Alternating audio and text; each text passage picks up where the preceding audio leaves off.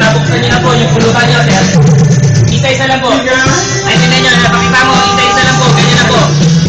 Ayan po ang kuha na mga kanginin nyo. Kapag nakita kayo, no? Pag nakita kayo, nakakain naman nyo, ganito ang kuha nyo. Sir, kung po yan, ilalayo po sa inyo, ang pulutan nyo, sir. Hindi po kayo manginginom, kundi mangakain kayo.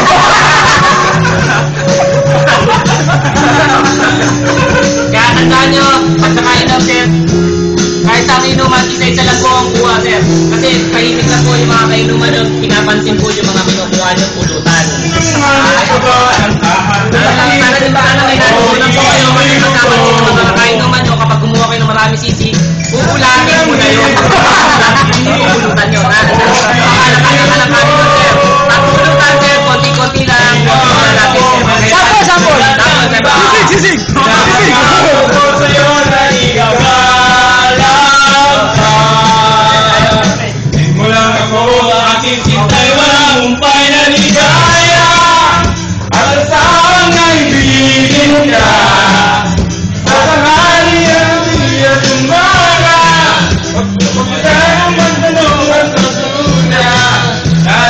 Puso ko ay wala. Pusat, pre! Pusat siya! Lakad tayo! Ay, moment na akin yan. Ikakanin ako. Alam nyo. Lakad tayo.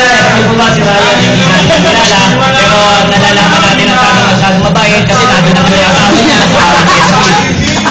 Ikaw, tanong ko po sa inyo, di ba? Kapag meron po kayong kasama o asawa sa trabaho nyo, nagsisigil, napakatino yung tao. Tama po ba? Magbubulat po kayo.